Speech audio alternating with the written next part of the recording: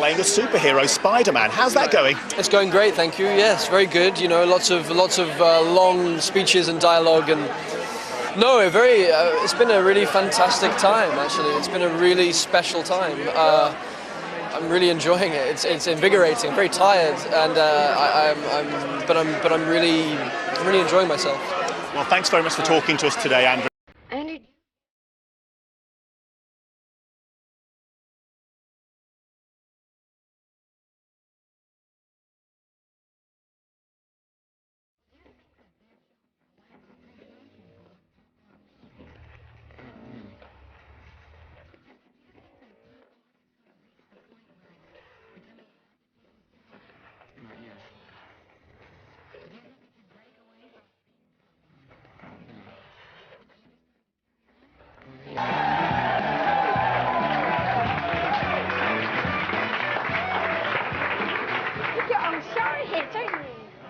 How are you, Bjork? Oh, I'm very fine, thank you. Very fine. Do you think the man with his hat on fire is funny? Yeah. It's funny, isn't it? From a certain angle. All right. I'm still learning about them English, you see. So, right. So you have to, you know, be patient with me. That's funny as far as we're concerned. Okay, then. I'll note that down. Okay. I'll put that down in my book. Now, have you got a book? You're not here to talk about a book, are you? What? You're not here to talk about a book, are you? No. Okay. No way. Now, you're not going to get angry tonight, are you? I worked it out. Yeah? I looked at my book. Oh, no. That I'm not going to talk about tonight. Right. And I saw in my book I get angry once every 7 years. Right. So next time is the year 2003. So we're all right tonight? Yeah. Okay. Just stay away from me. Okay, but I hear you like champagne and oysters. I do like oysters. Okay, well, I want to calm you down and I want you to be in a good mood, so I've got you some oysters here. Oh, that's so sweet. There you go. There you go, and they're all ready to go. Oh, you're very, very sweet. Bit of Tabasco, there you go. That's Be careful with that knife, won't you? I'll promise. 2003. You like champagne? Yeah, there you go, some freshly chilled champagne. How did you know? I did my research and, Who told you? If you're thirsty, because it's getting warmer, isn't it? There you are, that's that all is for you. just so touching. It's all right. I'm chuffed now. Are you? Yeah, very chuffed. Oh, cool. Now, you...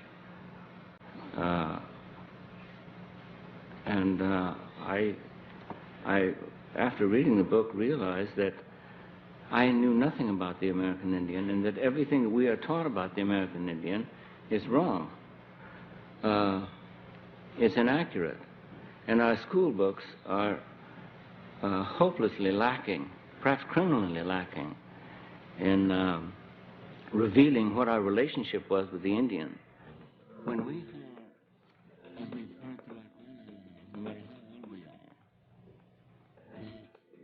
think that it stands for freedom, for rightness, for justice, for everyone. It simply doesn't apply to those who are not right. It just simply doesn't apply. And we were the most rapacious, aggressive, destructive, torturing, monstrous people who swept from one coast to the other, murdering, and on the Indians. There's one Indian in there.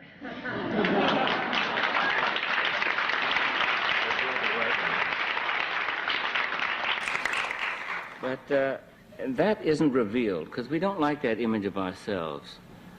We don't like to see us. We like to see ourselves as perhaps John Wayne sees us. And and also what we've learned about the Indians has been largely taught to us by Hollywood and by motion pictures. They have educated us. So we naturally believe that when the Indians came, that the wagons circled and the Indians rode around and subjected themselves to terrible fire and died at a ratio of 65 to 1. Both barrels of a shotgun would always get 2 Indians. Yeah, and that wasn't the way it was at all. But anyway, Indians have been tragically misrepresented in films and in our history books, in our attitudes, in our reporting. And so we must set about to re-educate ourselves. Who are you looking at? You. Oh. Oh, no, there's a message coming, but... Oh, okay. All the things you've done, do you have any regrets? Anything that you would do differently now? I'd do it all differently. Really? Yeah, absolutely. I've never been completely satisfied by anything I've done, and I always believe I can do more or did less, yeah, but in terms of regrets, I don't regret anything, because regrets I find to be a waste of time, because there's nothing you can really do about anything in life that you regret. So, yeah. So I appreciate everything, big and small, that I've been a part of. And, yeah. This interview as well. Thank you very much. Including, yeah. Thank you, Dave Ennis. Thank you. One of the greatest pieces of advice I've ever gotten in my life was from my mom. You know, when I was a little kid, there was a kid who was bugging me, you know, in school. And she said, okay, I'm going to tell you what to do. She said, the kid's bugging you. He puts his hands on you. You pick up the nearest rock, or whatever you can get your hands on, and you lay him out. Hey, Mom! And I did. And I felt better. And it worked. And so, for me, you know, that was a great lesson, because someone had invaded my space, invaded my being, you know, and was doing something against me that I didn't want to be done. So I took control of the situation and I ran with it. And many years later, after being, you know, turned into a product, you know, by a very huge corporation that had their hands all over me, and I couldn't escape it, you know. I promised myself that I would continue to move forward and do my best not to compromise in any way whatsoever, you know, not allow anyone to put their hands on me and affect me in that way. So that's the best advice I think I could give, is just to keep moving forward and don't give a shit what anybody thinks, you know. Just keep moving forward and do what you have to do for you. Thank you so much. Pleasure. So, I mean, I am full of compassion, but you can still sort of dislike things.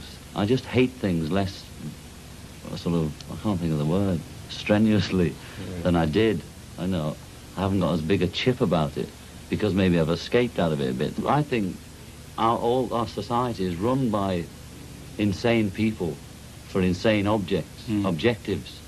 You know, and I think that's what I sussed when I was 16 and 12 way down the line, but I expressed it differently all through my life. It's the same thing I'm expressing all the time, but now I can put it into that sentence that I think we're being run by maniacs for maniacal ends, you know. If anybody can put on paper what our government and the American government, etc., and the Russian, Chinese, what they are actually trying to do, you know, and what they think they're doing, I'd be very pleased to know what they think they're doing. I think they're all insane, you know, but I'm liable to be put away as insane for expressing that. You know, that's what's insane about it. I mean, don't you agree? I do. It's insane, you know. It's not just a bit strange, it's just insane. And that's the And nobody knows all these people in the street, and half the people watching this are going to be saying, oh, what's he saying, what's he saying? You know, that you are being run by people who are insane, and you don't know. The real world is so insane that the fantasy world becomes, you know, something much better. Yeah. We are living in insane times, aren't we? You know, we really are. Yeah, and the thing that you feel all the way through is that there's this boy trying to get out. Sure. Well, I did, you see. I got out, is the joke. But that's just a sort of picture of somebody who's still in it. Yeah. I mean, you get out of your mind. All the time he's dreaming his way out. Well, I mean, you do, till you actually physically get out of it. You dream your way out into being Sherlock Holmes or... Whatever. Whatever. Whatever. And when the boy leaves at the... we have to have some patience. We have to have a hook and some bait. And then if we want to catch the little fish, we don't have to go so deep. But if you want to catch the big fish, you've got to go deeper. And I think a desire is the bait. If you desire something, it's like focusing, and as Morrissey says, where the attention is, that becomes lively.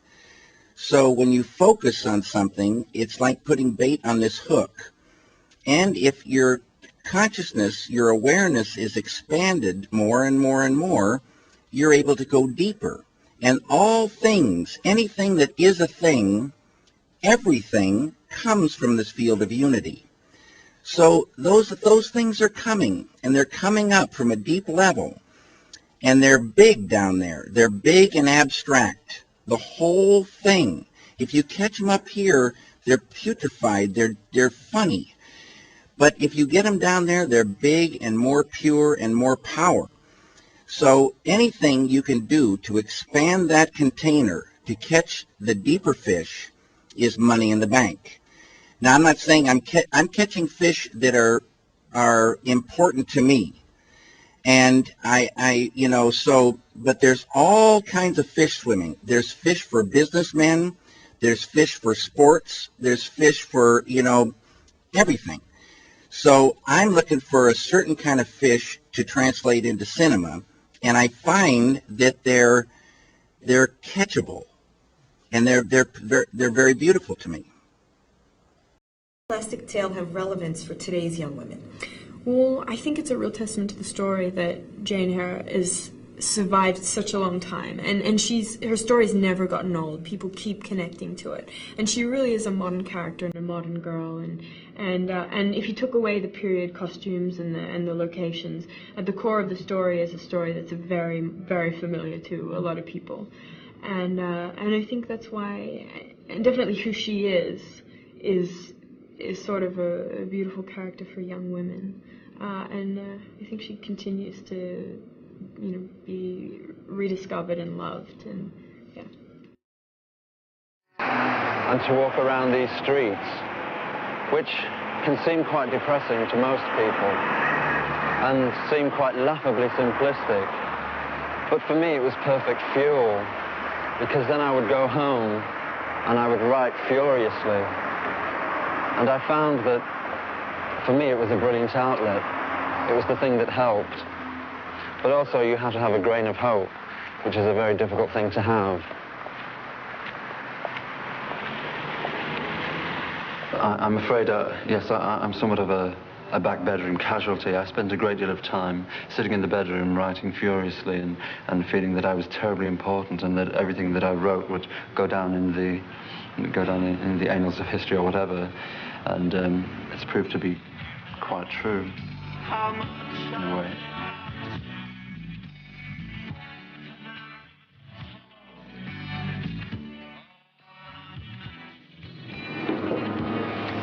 Now, for the very first time, I'm in a situation where I could leave the North and live in the place of my choice quite comfortably.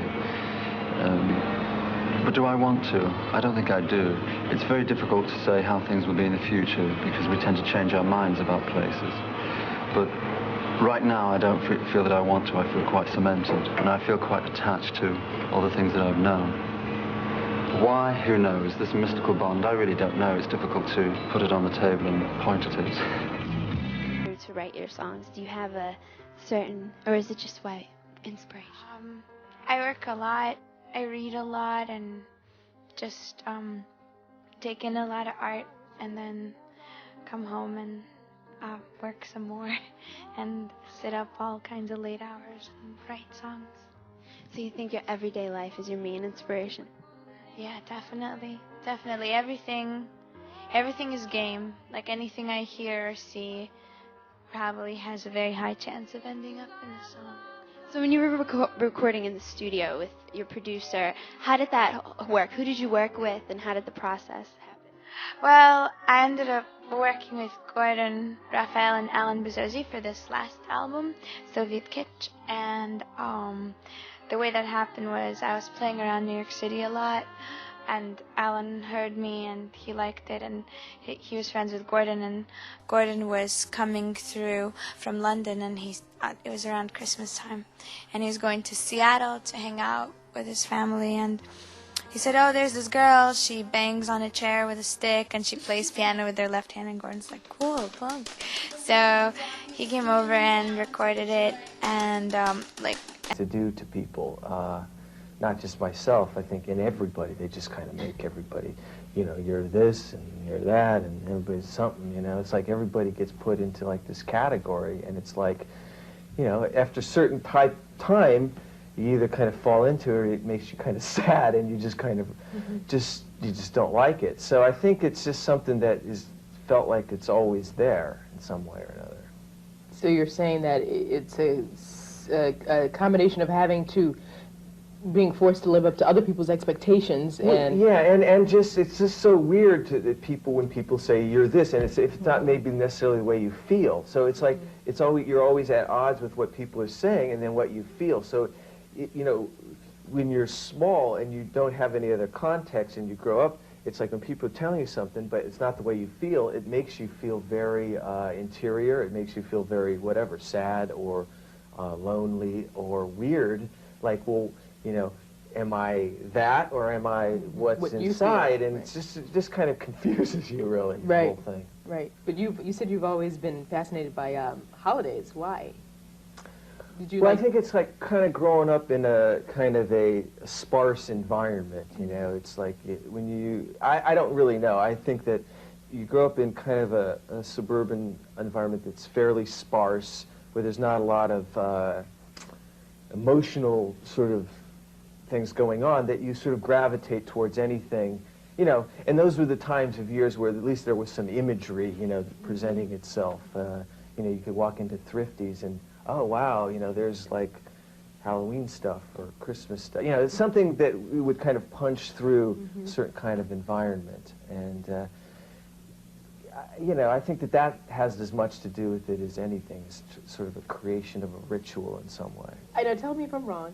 I get the feeling that you probably see every day as a holiday in some way. Every day is a holiday, yes, here in Hollywood.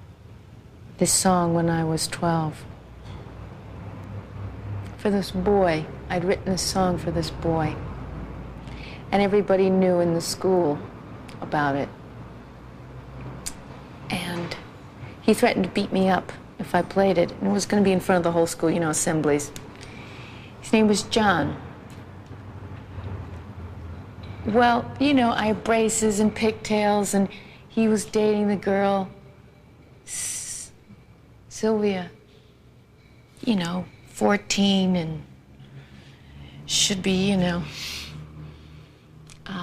on the front of a ship, you know, one of those. And the point is, I sat there wetting my pants. I mean, my knees were water. He was sitting right there with all his cute friends. And, you know, what are you going to do? You're 12 years old, you have a crush on somebody, and you really want to say, you know, buddy, in 15 years, I'm not going to have braces anymore. And I'm not going to have my knees like water. And I might be an interesting person, and you know, you shouldn't be so mean to me. But adolescence is that time when I think it can be, it's the cruelest place on earth. It can really be heartless. And I played that song, and everybody knew what was going on. Needless to say, he didn't beat me up. And he came up to me and said, that was really better than I thought it was going to be. And I haven't heard from him since. So I think about that sometimes when I have to go play out in front of an audience. And I go, well, my knees are weak and they're full of water. Do you ever play the song these days? No. No. Before I walk out on stage, I set my parameters for the room. It's kind of like a witch with her brew. I decide what I'm bringing to the party that night.